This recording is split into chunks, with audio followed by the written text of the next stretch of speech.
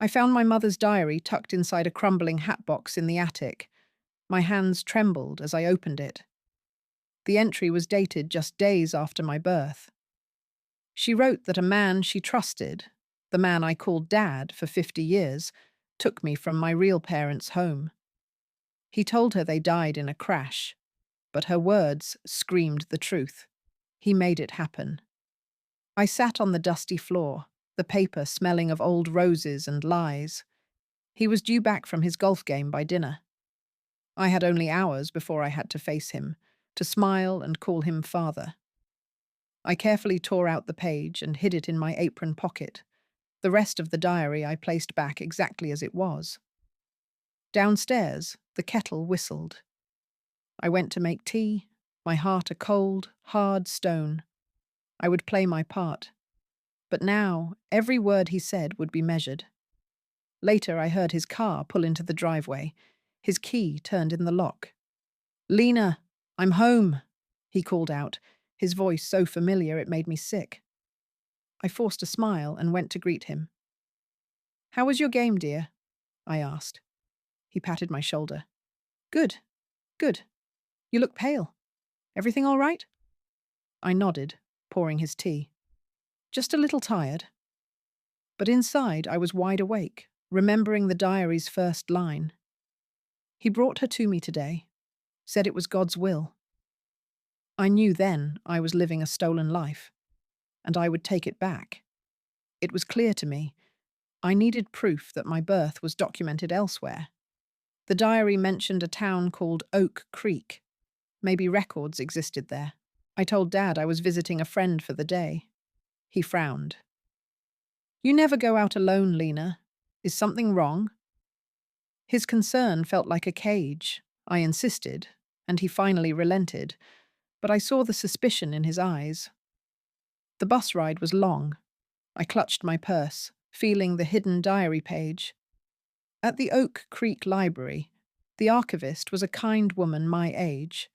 I said I was researching family history. She led me to old newspaper archives. My hands were shaking as I scanned the microfilm for births around my birthday.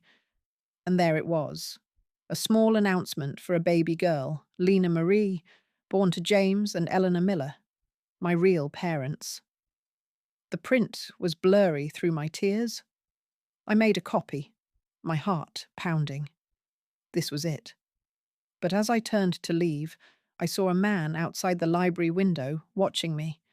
He looked familiar, one of Dad's friends from the club. Had he followed me? I hurried to the bus stop, the copy folded tight in my hand. The bus was pulling away. I had to wait for the next one, alone on the bench, feeling exposed. Back home, Dad was waiting in the living room. "Where did you really go, Lena?" he asked, his voice low. I said I visited my friend Sarah. He didn't believe me. "You've been acting strange. Maybe it's time we saw Dr. Evans." He meant the family doctor who always prescribed sedatives when I was difficult. I was starting to feel the real consequences of my search, my freedom, my sanity. I needed to secure my assets before he could control them. I went to my bedroom and checked the safe where I kept my important papers. The key was missing. I always left it in the little porcelain dish. Dad must have taken it. Pressure mounted. He was closing in. That evening, he announced he was updating his will and wanted me to sign a new power of attorney, giving him control if I became incapacitated. I smiled and said I'd think about it. Later, I rummaged through his desk when he was in the shower. I found the safe key tucked under a blotter. But as I slipped it into my pocket, I heard a floorboard creak outside the door. He was there, listening.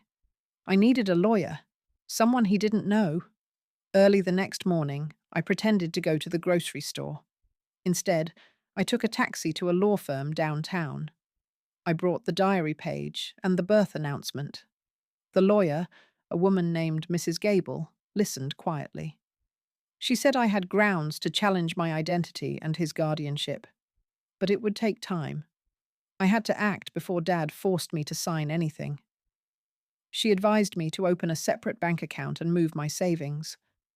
But when I returned home, Dad was in the kitchen, holding my bank book.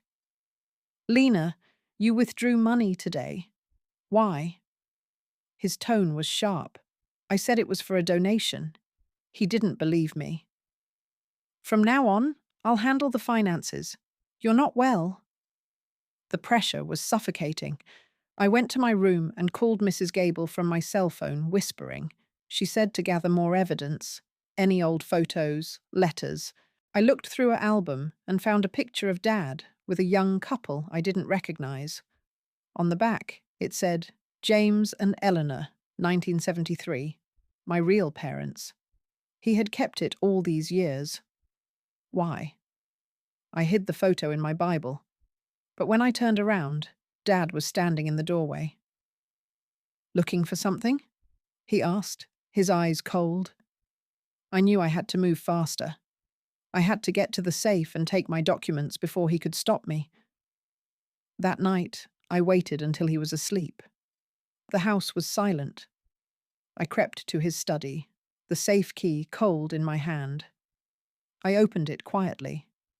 Inside, I found my passport, birth certificate, and some bonds.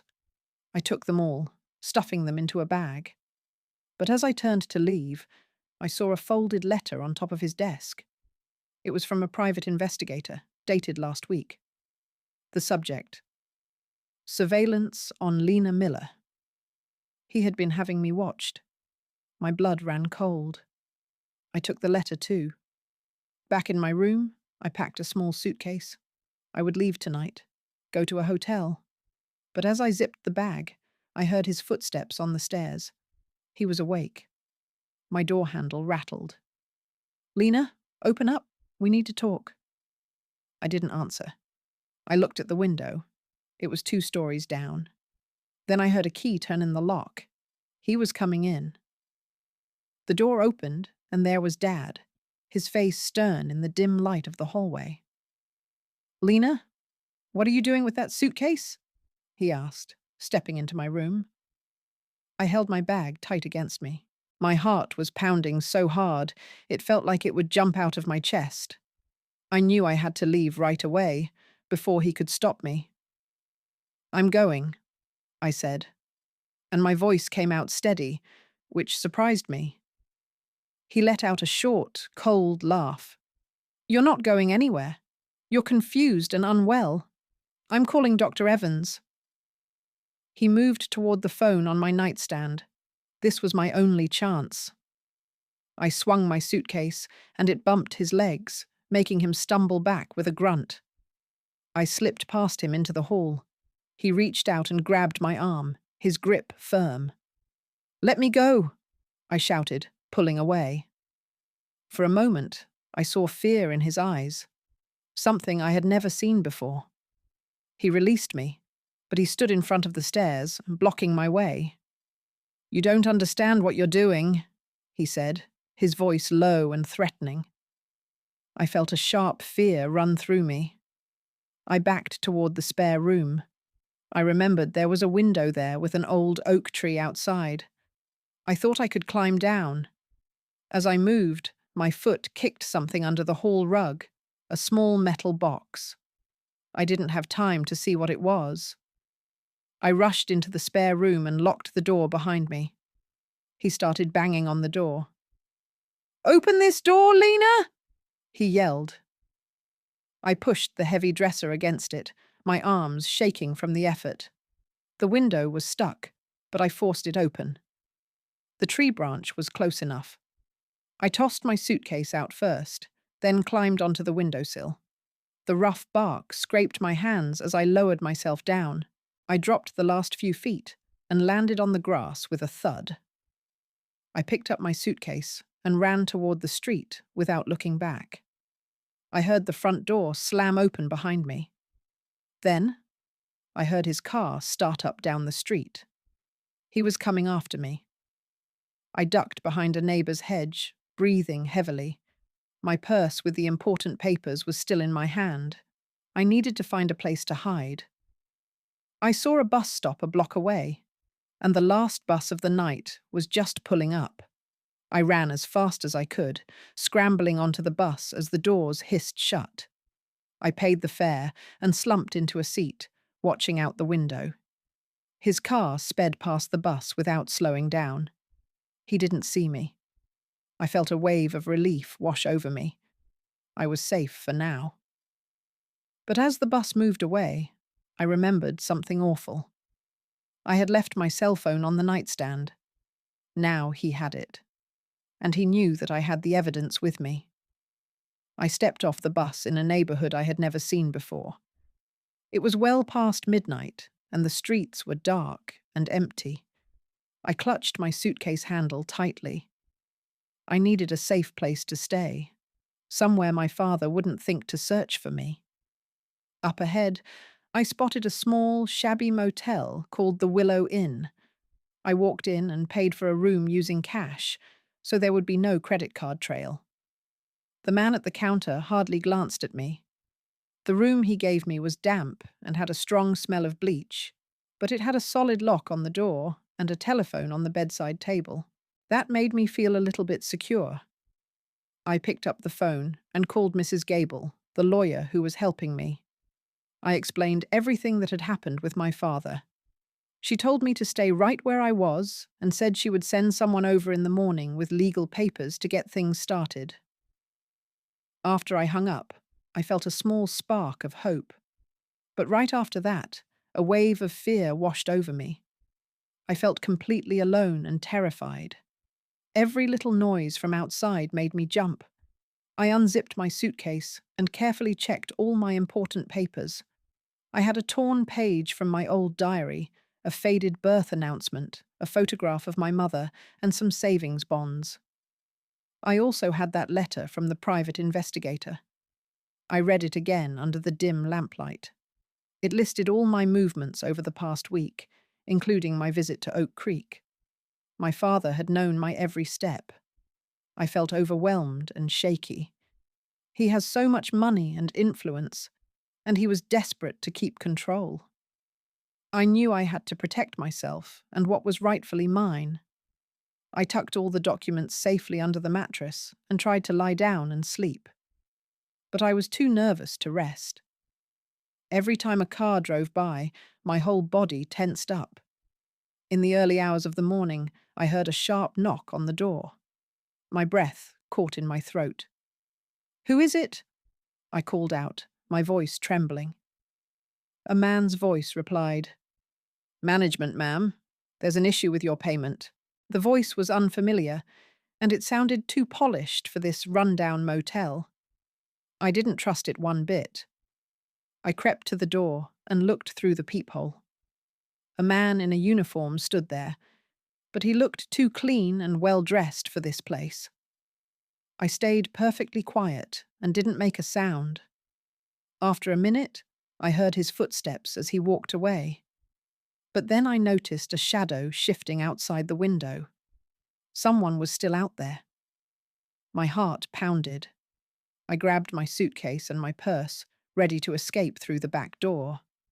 I rushed over and turned the knob, but it was locked from the outside. I was trapped inside that room. Then I heard the front door handle jiggle. Someone was trying to get in. I backed away from the door, my heart pounding hard. I had to think quickly. I remembered the small window in the motel bathroom.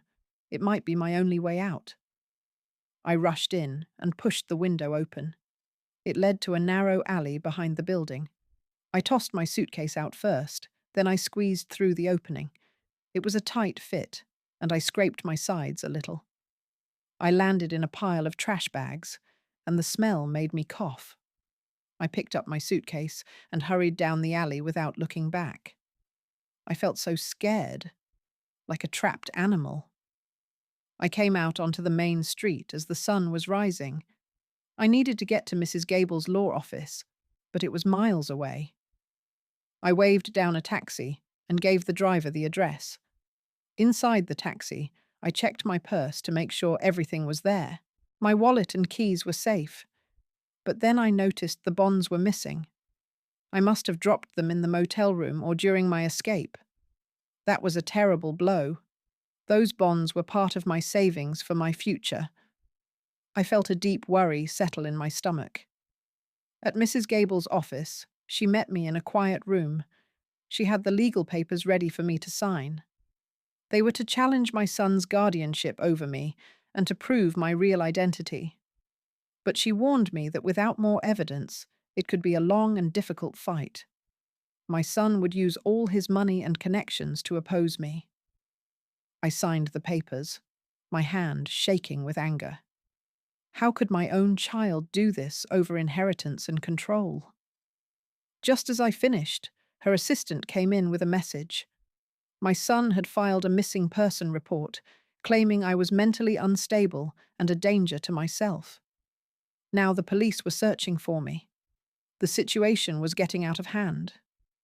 Mrs. Gable advised me to check into a women's shelter under a false name until things calmed down. She handed me an address, and I took it, feeling completely defeated. I never imagined I would be hiding from my family. As I left the office, I spotted a man across the street watching the building. I recognized him from the library. He was a friend of my son's. My heart raced again. I ducked into a nearby coffee shop and used a payphone to call for a ride. I hoped for a safe way out. But when the car pulled up, it wasn't a taxi. It was a car I knew well. My son's car. The driver waved at me. It was him. A chill ran down my spine. I turned and ran back into the coffee shop. My heart was pounding hard. I pushed through the kitchen door, not listening to the staff yelling at me, and went out the back into an alley. I didn't stop running until I was a few blocks away. I leaned against a brick wall to catch my breath. I felt so scared. He had found me so fast. He must have tracked me through the lawyer or had someone follow me. I needed to disappear completely. I used some cash to buy a prepaid phone from a convenience store. Then I called the women's shelter that Mrs. Gable had told me about. They said they had a bed open, but I had to get there on my own. I took a bus across town. I changed buses twice to be sure no one was following me. The shelter was a plain building with a strong, locked door. A kind woman named Helen let me in and showed me to a small room. It was very simple, but it felt safe. I locked the door and finally let myself cry. I had lost my home, my comfort, and my peace because of this family fight. But I knew I couldn't give up. I felt a deep sadness, but also a little relief to be somewhere safe. I spent the rest of the day looking through the papers again. The photo of Dad with my real parents, James and Eleanor, kept bothering me. Why did he keep it? Was it because he felt guilty? I remembered the metal box I had kicked under the hall rug at home. What was inside it? I needed to get back into that house. That evening, I called Mrs. Gable from my new phone. She told me the court had temporarily stopped Dad's power of attorney because of the evidence I gave them. But he was already trying to get it back. I had to move quickly. I decided to risk going back home when I knew he would be at his club meeting the next day. I asked Helen for help, and she agreed to drive me there. The next morning, we parked down the street from my house. Everything looked quiet. I used my spare key to get inside, and my hands were shaking. I went straight to the hallway and lifted up the rug. The metal box was still there. I opened it carefully. Inside, I found old letters and a deed to a property in Oak Creek. It was in my real parents' names. There was also a small faded newspaper clipping about their accidental deaths. But the date was wrong. It showed they died after I was taken. He had lied about that too. I was shocked and angry. Just as I was reading, I heard a car pull into the driveway. It was him. He was home early. I quickly put the box into my bag and ran to the back door, but it was locked from the outside again. He was coming in through the front. I stood alone in the hallway of the house I'd called home for 50 years. the familiar worn floorboards beneath my feet. The front door suddenly swung open, and Dad stepped inside, his shoulders slumped with weariness. His eyes found me immediately, and he gave a slow, sad nod. "I knew you'd come back," he said, closing the door softly behind him. He didn't look angry, just deeply tired, like a man who had been carrying a heavy burden for far too long. "Lena, let's talk. You're making a mistake."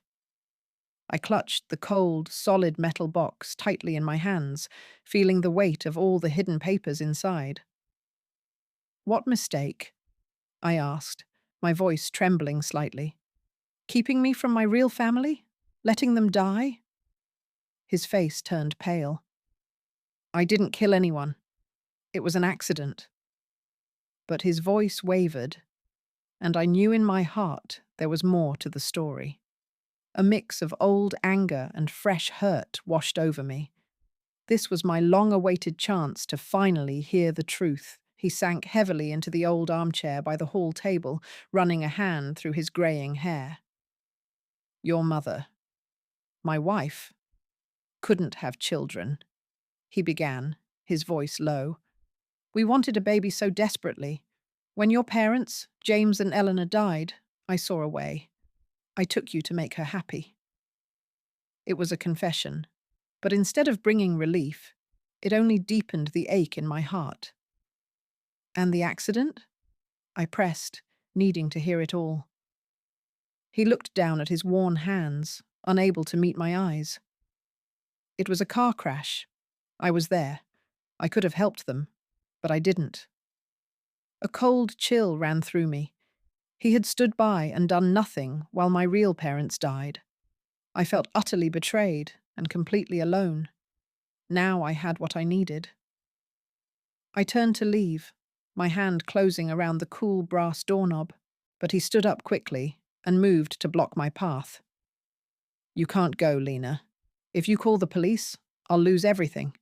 My good name in this town, my freedom. I could lose this house, or end up in a nursing home." He reached for my arm, but I stepped aside, holding my ground. "It's over, Dad, or whatever I should call you now." I pulled out my cheap prepaid phone, my finger poised to dial 911, but he gave me a bitter, knowing smile. "Go ahead, but I have something you want." He held up a small, tarnished brass key. "This is for a safety deposit box at the bank downtown. Your real mother's letters are inside. Stories about her, about your family. Everything you've wondered about. You'll never see them if I go to jail." He was using my own past against me, twisting my lifelong longing for answers into a weapon. I hesitated, my finger hovering over the phone. What else might be in that metal box at the bank? Were there photographs of my biological family? Legal papers that might explain everything? My mind raced with all the questions I'd carried with me for decades, each one more urgent than the last. The key felt cold and heavy in my palm. My entire past was locked away in a metal box downtown, and he held the only way to it. I looked at the phone in my other hand, the numbers 911 glowing on the screen. I could press call and end this. But then I would never know my mother's words. He saw my hesitation and pressed his advantage.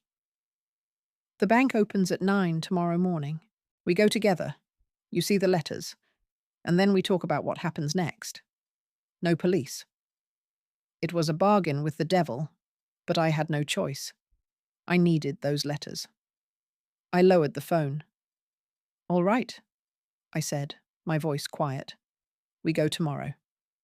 A smug look flickered across his face, so quick I almost missed it. He thought he had won. He thought my sentimentality would be my undoing. I went upstairs to my old room, the key burning a hole in my pocket. I couldn't trust him. This was just another one of his tricks. I had to have a plan of my own. I retrieved the small digital recorder I used for my garden club meetings from my bedside drawer. I tested it. The batteries were good. Tomorrow, I would get him to talk. I would get a confession on tape. Then, I would have both the letters and the power. I slept fitfully, the house that was once my sanctuary now feeling like a prison. The next morning, we drove to the bank in silence. The tension was so thick you could cut it with a knife. He parked the car and turned to me. "Remember our agreement, Lena?" I just nodded, my hand clenched around the recorder in my coat pocket. We walked into the cool, quiet bank together. The bank manager led us to the private room where the safety deposit boxes were kept. My heart was thumping so loudly I was sure everyone could hear it. He inserted his key, and I inserted the one he had given me. The box slid out. He placed it on the table between us.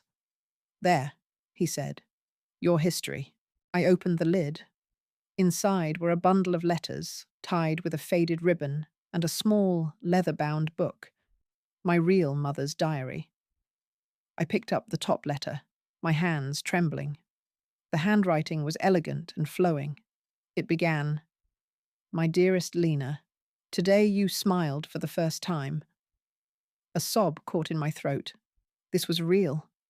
He watched me, his expression unreadable. This was my moment.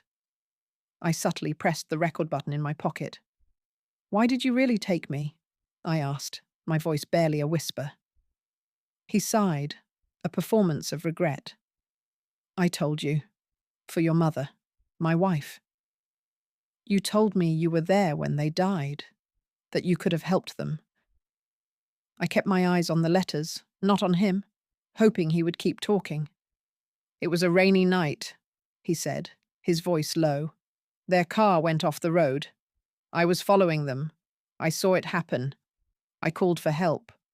But it was too late." That was a lie, and I knew it. The newspaper clipping in the metal box said the weather was clear. "You lied about the weather," I said softly. He stiffened. "What did you say?" I looked up at him then. The report said it was a clear night. No rain. His face tightened, the mask slipping. "You've been digging where you shouldn't, Lena." "I have a right to know how my parents died," I said, my voice rising slightly. He leaned forward, his voice a harsh whisper. "They were going to move away. Take you with them. I couldn't let that happen." I had it. His confession. I released the record button. I had what I needed. I carefully gathered the letters and the diary and placed them in my bag. "Thank you," I said, standing up. The look on his face was one of pure shock. He hadn't expected me to walk away with everything. I walked out of that bank with my back straight, not looking behind me. I heard him call my name, but I didn't stop.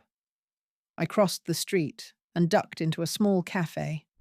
From my window seat, I saw him exit the bank, looking around frantically. He got into his car and sped off. He was panicking. I ordered a cup of tea, my hands shaking as I held the warm mug. I took out the recorder and played back the last part of our conversation. His voice was clear. They were going to move away. Take you with them. I couldn't let that happen. It was enough. It wasn't a confession to murder, but it was admission of motive, of a crime of opportunity. It would be enough for the police to reopen the case. I called Mrs. Gable first. I told her everything and played the recording for her over the phone. She was silent for a moment. "This changes everything, Lena. This is coercion and probable cause. You need to go to the police now. I'll meet you there." Then I called the police non-emergency line and said I had evidence regarding a decades-old death and a current case of unlawful imprisonment. They told me to come to the station. I finished my tea, the warmth spreading through me. For the first time in weeks, I felt a sense of calm purpose. I had the truth, and I had the law on my side. I left the cafe and hailed a taxi. As we pulled away from the curb, I saw his car circle the block. He was still looking for me, but he was too late. I was already gone, on my way to end this for good. The police station was a bustling, noisy place. Mrs. Gable met me at the entrance, her face serious. We were taken to a small, plain interview room. A detective, a woman with a kind but tired face, listened as I told my story. I showed her the diary page, the birth announcement, the photo, and finally, I played the recording. She listened intently, taking notes. When it was over, she looked at me. "This is a serious allegation, Mrs. Miller. You're alleging this man, your legal father, was involved in the deaths of your biological parents and subsequently kidnapped you." I nodded. "Yes." She picked up the file. "We'll need to bring him in for questioning. Based on this, we can hold him for 48 hours while we investigate." It was happening. The wheels of justice were finally turning. Mrs. Gable handled the rest, talking about restraining orders and the formal process to sever his legal ties to me. I sat there, feeling strangely detached. This man had raised me, taught me to ride a bike, walked me down the aisle. And it was all a lie built on a terrible crime. An officer came in and whispered something to the detective. She nodded and looked back at me. "Mrs. Miller, we've dispatched a car to his residence. He wasn't there, but we'll find him." A cold dread trickled down my spine. If he wasn't at home, where was he? He knew I had the recording. He knew it was over. What would a cornered man do? Mrs. Gable drove me back to the women's shelter. Helen let me in, and I retreated to my room, emotionally exhausted. I lay on the narrow bed, staring at the ceiling. I had started this to reclaim my past, but I had unleashed something much bigger. My phone buzzed. It was a text from an unknown number. "You shouldn't have done that, Lena." He had found my new number. I sat up, my heart hammering. Then another text came through. "I still have one thing you want." A photo followed. It was a grainy, faded picture of a young woman holding a baby. Me. It was my real mother, and he still had it. The photo of my mother and me as a baby was the last, cruel blow. He was proving that even from afar, he could still hurt me, still dangle pieces of my soul just out of reach. I didn't reply to the text. I knew that was what he wanted. I showed the picture to Helen at the shelter. Her face hardened. "This is harassment," she said. "We need to report this to the police immediately." We called the detective I had spoken to earlier. She said they had located his car at a friend's lake house and were on their way to bring him in.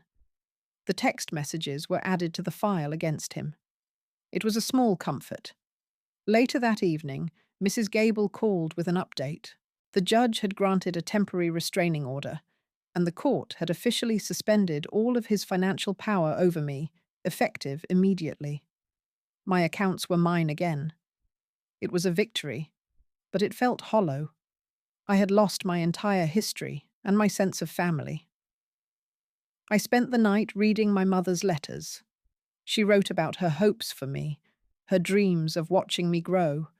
She described my father's laugh. With each word, I was rebuilding the family I had lost, memory by memory. The next morning, the detective called. They had him in custody. He wasn't talking, but the evidence was strong. The case would go to a grand jury. It was far from over, but the immediate threat was gone.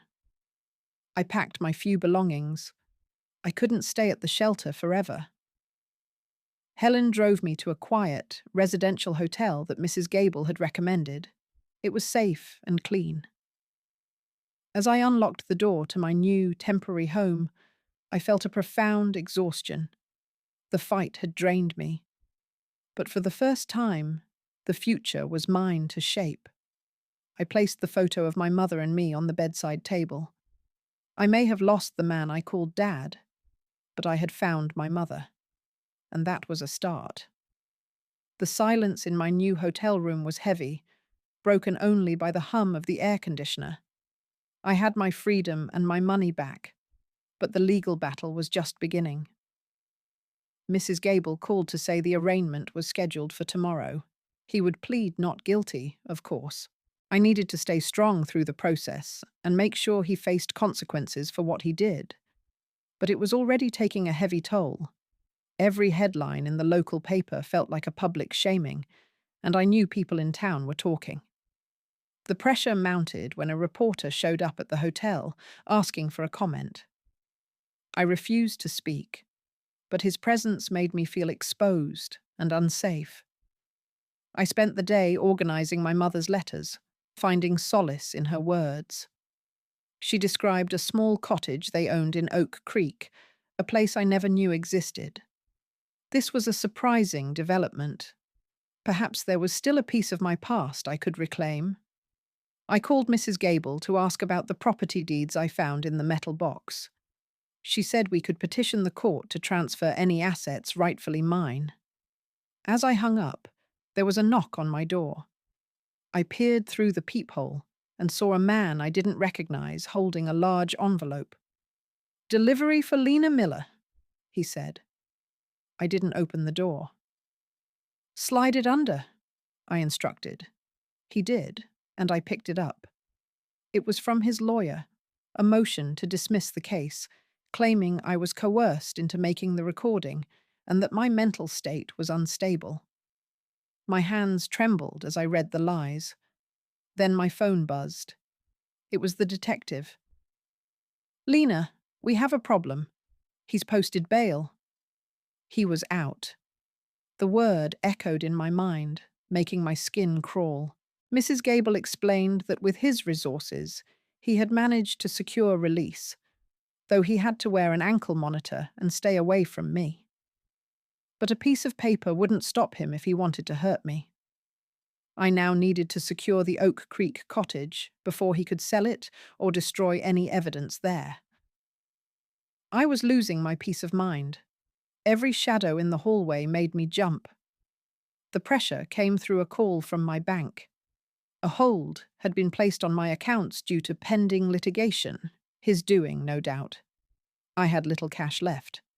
I needed to act fast. I asked Helen if she could drive me to Oak Creek the next day.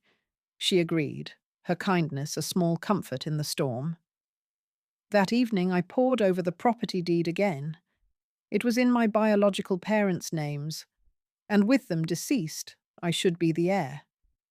But proving that in court would take time I might not have. Then I found a faded map tucked in my mother's diary, showing the cottage's location and a hidden key under a loose stone in the garden. Hope flickered. Early the next morning, Helen and I set off. The drive was quiet, both of us lost in thought. As we entered Oak Creek, I gave directions from the map. We found the cottage at the end of a leafy lane, looking weathered but intact. I got out of the car, my heart pounding. But as I approached the gate, I saw fresh tire tracks in the mud. Someone had been here recently. The tire tracks were large, like those from an SUV, the kind he drove. My stomach tightened. Had he beaten me here? I had to get inside and find any proof that solidified my claim to this place. If I failed, I would lose my last connection to my real family. Helen waited in the car, watching for any sign of trouble. I found the loose stone near the porch, just as the map showed, and retrieved the rusty key. The door creaked open, revealing a dusty, silent interior. It smelled of old wood and memories. I moved quickly, searching for documents, photos, anything. In a small desk, I found a stack of letters tied with string, more from my mother to my father, filled with their dreams for our family. But the pressure returned when I heard a car engine outside. I peeked through the window and saw his SUV pulling up behind Helen's car. He was here, ankle monitor and all. Helen got out, standing firm between him and the cottage. I could hear their raised voices. "She has no right to be here," he shouted. "This is still part of my estate." I clutched the letters to my chest. This was a direct confrontation, and I was trapped inside. Then my phone vibrated. A text from Mrs. Gable. "The judge just granted an emergency injunction. He can't access or sell any properties until the case is resolved. Show him this if needed."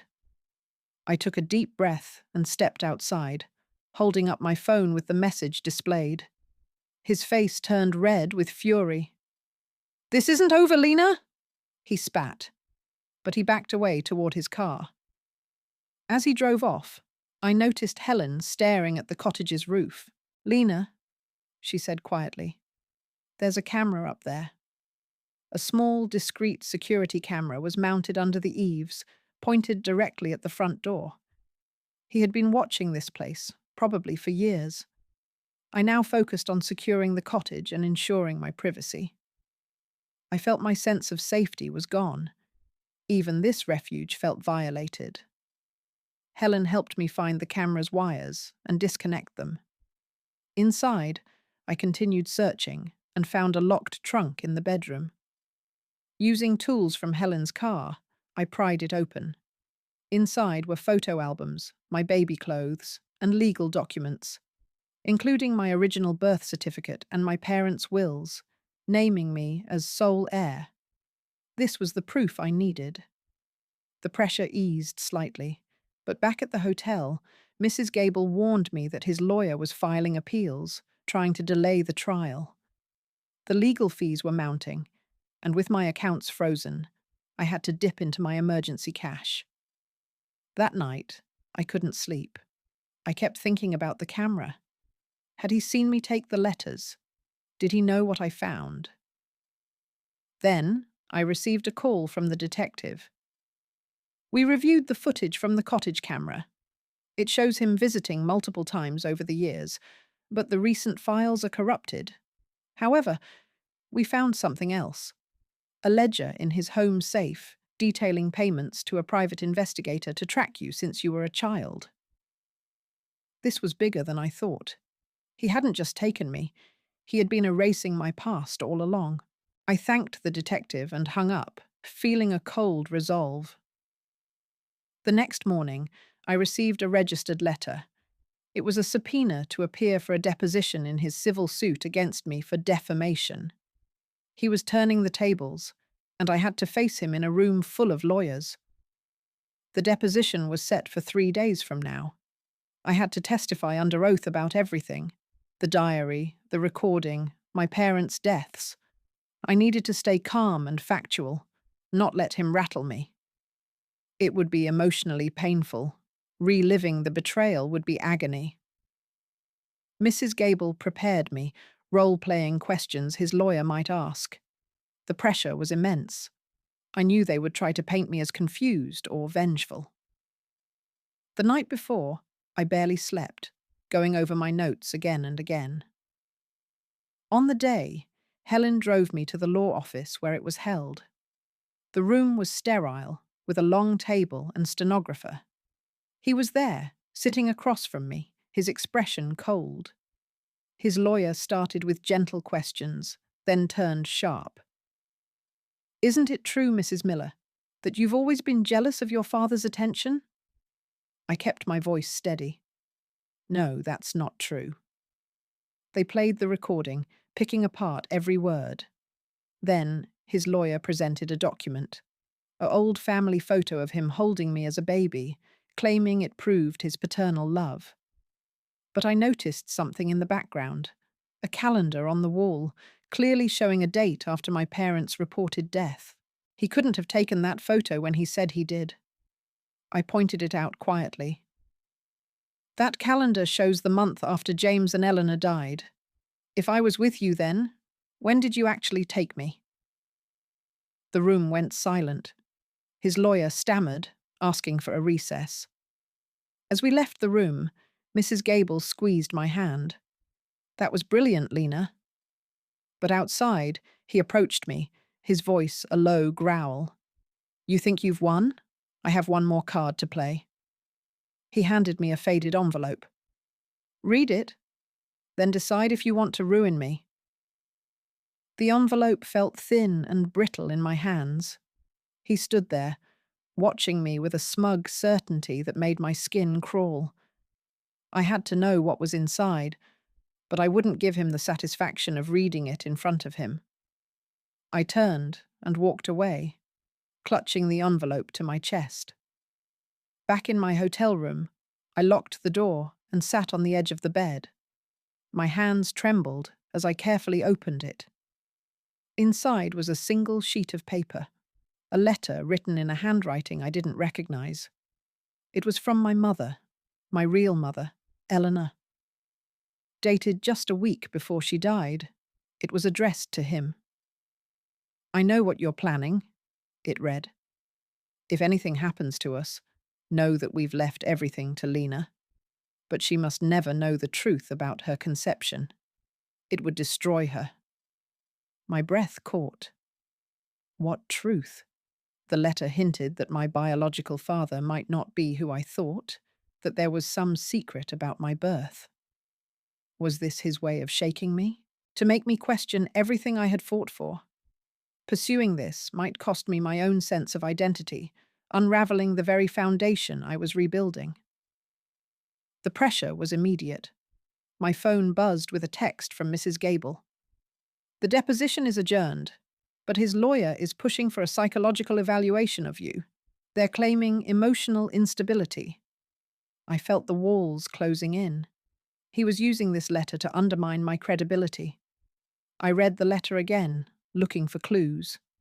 The paper felt old, but the ink seemed fresh in places. Could it be a forgery? I needed to get this analyzed, and fast. I called Mrs. Gable and read her the contents over the phone. She was silent for a moment. Lena, this could be a trap. Don't let him distract you from the core issue, the kidnapping. We need to verify this letter's authenticity. I agreed, but my mind was racing. What if there was some truth to it? What if my whole life was built on a lie within a lie? I decided to visit the local historical society in Oak Creek tomorrow. They might have samples of my mother's handwriting for comparison. As I packed the letter away, I noticed a small, faded stain on the corner. It looked like a tea stain, but something about it felt off. Then my hotel phone rang. The front desk said a package had arrived for me. I hadn't ordered anything.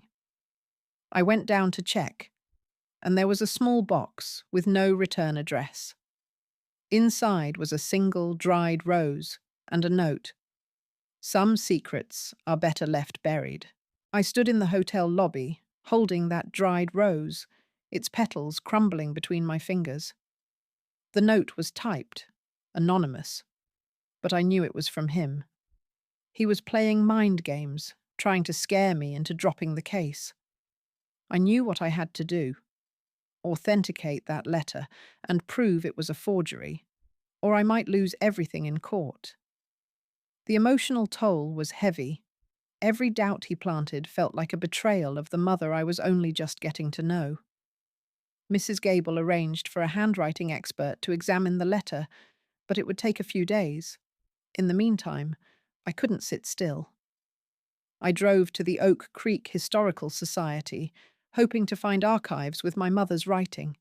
The pressure mounted when I saw a local news van parked outside my hotel as I left. Someone had tipped them off about the case. At the Historical Society, a volunteer helped me search through old records. We found a ledger from the library where my mother had signed her name repeatedly. Comparing it to the letter, I could see differences in the slant and pressure of the writing.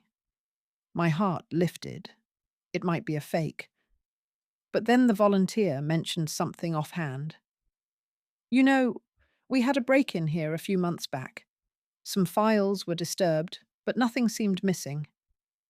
Had someone tampered with the records?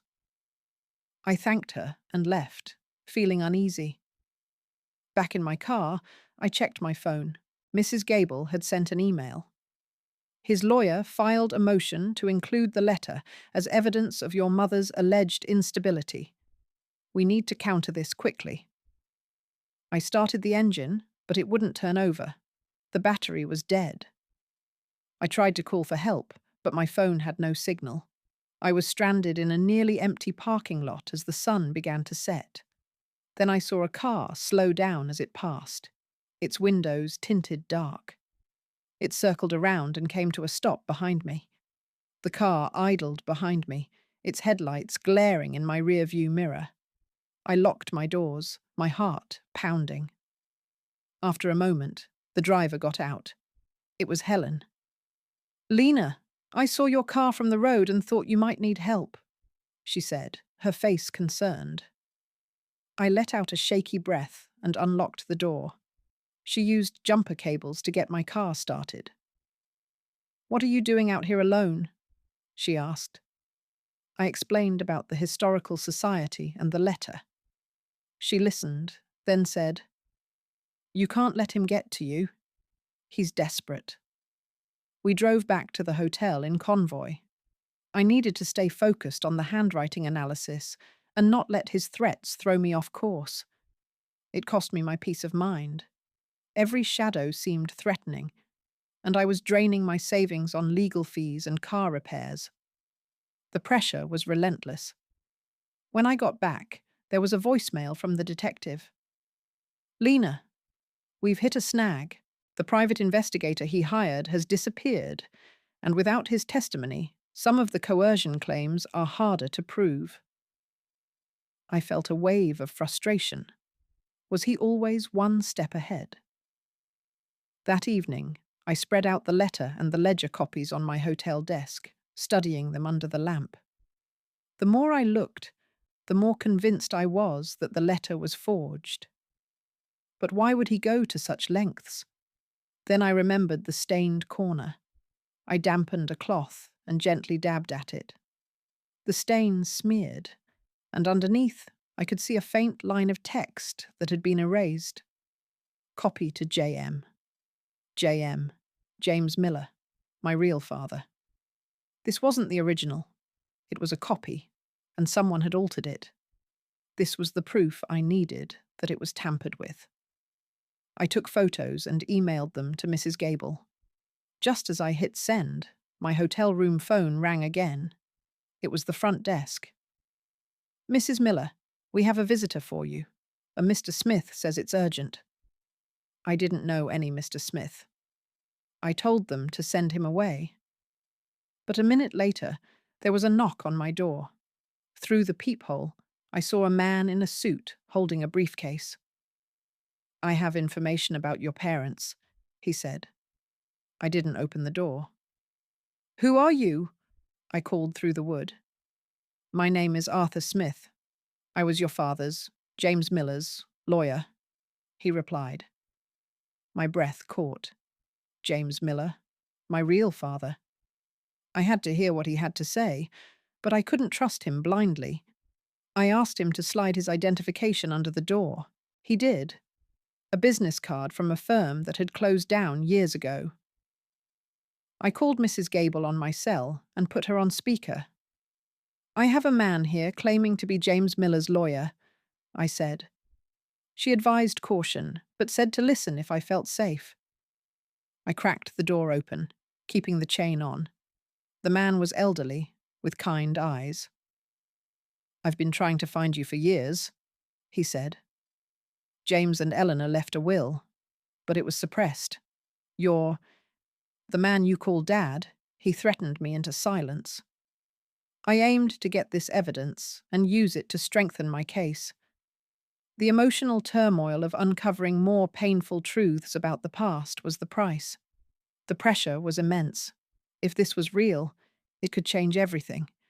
But if it was another trick, I'd be walking into a trap. I let him in, and he opened his briefcase. Inside were documents. The original will, naming me as heir, and letters from James describing his fears about a friend who was too interested in their family. There was also a photo of my parents with a young couple I recognized. The man was my dad. looking much younger. On the back, it said, "With John and Clara."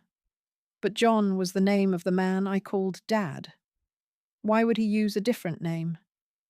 Mr. Smith explained that John had been obsessed with Clara, my mother, and when she chose James, he never got over it. This wasn't just about wanting a child, it was about jealousy and revenge. I felt a cold clarity. This was the motive the police needed. I thanked Mr. Smith and took the documents. After he left, I called the detective and told her everything. She said she'd send a unit to pick up the evidence. But as I hung up, I looked at the photo again. Clara was smiling, but her eyes looked sad. Then I noticed something in the background, a house that looked familiar. It was the cottage in Oak Creek, but with a different colour door. How could that be? The door hadn't been painted in decades, unless this photo was from before I was born. My phone buzzed. It was a text from an unknown number. "I see you've met Arthur. Did he tell you he's my brother?" The text made my blood run cold. Arthur Smith, his brother? That meant he was my uncle, the man I called Dad's brother. Had I just been fed more lies? I had to verify Arthur's identity and the documents immediately, or risk derailing the entire case with false evidence. It cost me my trust. I was beginning to doubt everyone, even myself. Mrs. Gable was livid when I told her. "We need to authenticate everything through independent channels now," she said. The pressure was overwhelming. The trial date was approaching, and I couldn't afford any mistakes. I called the detective back and told her about the text. She said they would investigate Arthur Smith and hold off on using the documents until they were verified. I spent the next day in a haze of anxiety, waiting for updates. Helen came over to keep me company, but I could barely focus. Then Mrs. Gable called with news. "The handwriting analysis is back. The letter is a forgery, and the expert confirmed it was likely written in the last year." Relief washed over me, but it was short-lived. "However," she continued, "the police found Arthur Smith. He confessed that he was paid to deliver those documents to you. They're forgeries, too, designed to confuse the case." I felt a surge of anger. He was using his own family to manipulate me. But why would Arthur go along with it? The detective called later. "Arthur isn't his brother. He's a convicted forger we've been looking for. Your dad hired him to impersonate a lawyer." This jolted me out of my thoughts. I had been so close to believing, but now I saw how deeply he had deceived me. I needed to end this once and for all. I decided to go public with my story, to take control of the narrative. I contacted a trusted reporter from a senior citizens advocacy group and gave an interview, sharing the truth about the kidnapping and the forgeries. The story ran the next day, and the public outrage was immediate. My phone started ringing with messages of support. But that evening, as I was reading through the comments online, I saw a new email from his lawyer. "We are willing to settle. Meet us tomorrow to discuss terms." I knew it was a trap, but I also knew I had the upper hand now. I replied, "I'll be there," but I forwarded the email to the detective. As I prepared for the meeting, I looked at the photo of my real mother on my bedside table. Her eyes seemed to hold a warning. Then I noticed something I had missed before. In the locket she wore in the picture, there was a tiny engraving. I took out a magnifying glass and looked closer. It was a date, the day I was born, and initials, LM and EM, Lena Miller and Eleanor Miller. It was real. He couldn't take that from me. The settlement meeting was set for 10 o'clock at his lawyer's office. I knew it was a trap, but I had to go. I needed to see his face when he realized his games were over. I dressed carefully, choosing a simple blue dress that made me feel strong. Helen drove me, and we parked across the street. "I'll be right here waiting," she said, squeezing my hand. I walked into the building, my heart pounding. The receptionist led me to a conference room. He was already there, sitting at the head of the table with his lawyer. They both stood as I entered. His eyes were cold, but I saw a flicker of something else. Fear. His lawyer began speaking about dropping the charges in exchange for me, signing over the Oak Creek cottage. I shook my head. "No deals. I'm here to tell you that I know everything. The forgeries, the lies." I placed my phone on the table, recording. His lawyer objected, but I continued. "The police have Arthur Smith in custody. He confessed you hired him." John's face tightened. "You have no proof," he said, but his voice wavered. Just then, the door opened, and the detective walked in with two officers. "John Miller, you're under arrest for obstruction of justice and subornation of perjury." They handcuffed him. As they led him away, he turned to me. "You'll never be happy, Lena. You're just like your mother, stubborn and foolish." I didn't respond. I watched them take him out. Back in the car, I felt a strange emptiness. I had won, but it felt hollow. Helen drove me home, and I retreated to my room. That night, I dreamed of my mother, Eleanor, calling my name. I woke up with a start, tears on my cheeks. The fight was over, but the healing had just begun. My phone buzzed with a message from Mrs. Gable. "The DA is moving forward with the case. We have a strong chance of conviction." I replied, "Thank you." But as I lay back down, I realized I had forgotten to ask about the locket. Where was it now? I had left it in the evidence box. I needed to get it back. It was the last piece of my mother I had. The next morning, I called the detective to ask about the locket. She said it was logged as evidence, and I could request its return after the trial. But I couldn't wait that long. I needed that locket. It was a tangible connection to my real mother. It was very hard on me emotionally. Every day without it felt like a loss. Mrs. Gable advised patience, but I was tired of waiting. The pressure came from an unexpected place. A letter from the bank. With John's assets frozen, my accounts were unfrozen, but there was a discrepancy. A large withdrawal had been made just before the freeze, and the bank needed my signature to investigate. I went to the bank, and the manager showed me the transaction. It was a cashier's check made out to a name I didn't recognize. This was authorized by John Miller under a power of attorney he shouldn't have had, the manager said. I felt a surge of anger. He was still stealing from me, even from jail. I signed the papers to start the investigation. As I left the bank, I saw a woman watching me from across the street. She looked familiar, but I couldn't place her. I hurried to my car, but she approached me. "Lena?" she said. "I'm Clara, John's sister." I froze. I didn't know he had a sister. She handed me an envelope. "I think you should have this. It's from our mother." I took the envelope, my hands trembling. "Why are you giving this to me?" I asked. She smiled sadly. "Because you deserve to know the truth. John was always troubled. Our mother knew it." She turned and walked away. I got in my car and opened the envelope. Inside was a photo of a young John with a woman who must be his mother, and a letter. The letter described how John had been obsessed with Clara, my mother, and how his own mother had tried to stop him. This was new evidence. I drove straight to Mrs. Gable's office. She read the letter and nodded. This could help establish motive. But as I left her office, I received a call from the detective. "Lena, we have a problem. John's lawyer is claiming the new evidence is fabricated. We need to verify Clara's identity." I felt the ground shift beneath me.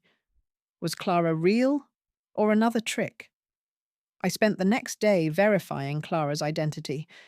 Mrs. Gable helped me track her down through public records. She lived in a nursing home 2 towns over. I decided to visit her. I needed to hear her story myself and confirm the letter's authenticity. It was emotionally difficult. Facing more of John's family felt like reopening old wounds. Helen drove me to the nursing home. Clara was a frail woman in her 80s, with kind eyes. She recognized me immediately. "Lena," she said, her voice weak. "I've been waiting for you." She confirmed everything in the letter. She told me how John had always been jealous of James, my real father, and how he had planned the kidnapping for years. "My mother tried to stop him, but he was too clever," she said. She gave me another item, a small key. "This is for a safe deposit box in my name. Inside are more of your mother's letters that John stole." I thanked her, my heart full. But as I left, the pressure returned. My phone rang.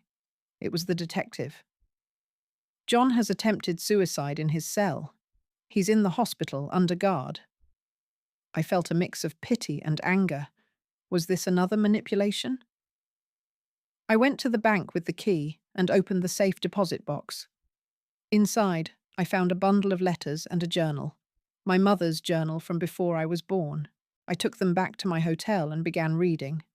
The journal described her fears about John, how he had been stalking her, and how she and James were planning to move away. The last entry was dated the day before they died. "John knows we're leaving. He threatened us. I'm scared." I closed the journal, tears in my eyes. This was the proof I needed. I called Mrs. Gable and read her the entry. "This is conclusive," she said. "We can use this in court." But as I hung up, I noticed something odd about the journal. The binding was loose. I carefully opened it and found a small, folded paper tucked inside. It was a birth certificate for a baby boy, born to John and a woman named Mary, dated a year before I was born. I had a brother. The birth certificate shook me to my core. John had a son. I had to find out if this was true and what it meant for me. If he had an heir, it could complicate the inheritance and the case. Mrs. Gable said we needed to locate this person immediately.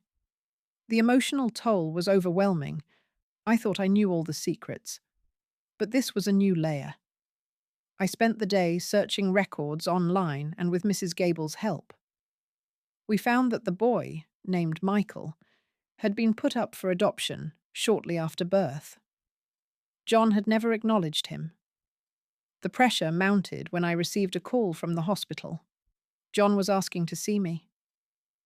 "He says it's important," the nurse said. I didn't want to go, but I had to know. Helen drove me to the hospital. He was pale and weak, hooked up to machines. "Lena," he whispered. "I'm sorry." I didn't respond. He told me about Michael. I was young and scared. His mother didn't want him. I thought if I had you, I could make a family. His confession was hollow. "Where is Michael now?" I asked. He shook his head. "I don't know, but he might come for you. He knows about the inheritance."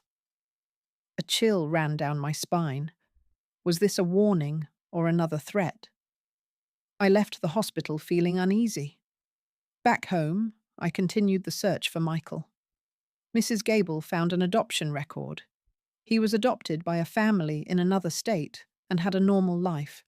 He was a teacher, married with children. I decided to contact him. I wrote a letter explaining who I was and the situation. I sent it with a return address. A week later, I received a reply. Michael wanted nothing to do with the inheritance or the drama. He wished me well, but asked to be left alone. I respected his decision. With that, the last loose end was tied. The case against John was strong, and with the new evidence, The DA was confident. I felt a sense of closure. But as I packed away the documents, I found the locket in my jewelry box. I had forgotten I had it all along. I held it tight, feeling my mother's presence. The trial was set for next month, but I knew I was ready. The trial came and went quickly. John was found guilty on all counts: kidnapping, forgery, obstruction of justice. He was sentenced to life in prison, though, given his age, he would likely spend his remaining years in a medical facility. I didn't feel joy, only a quiet relief. The courtroom was empty when the verdict was read, and I walked out into the sunlight alone. I had won, but the victory was bittersweet. I decided to move into the Oak Creek cottage. It needed work, but it felt like home. I spent my days cleaning, painting, and tending the garden. Helen visited often, and we became close friends. I joined the local senior centre and started a small book club. Life was simple and peaceful. I framed my mother's letters and hung them on the wall. I wore the locket every day, a constant reminder of where I came from.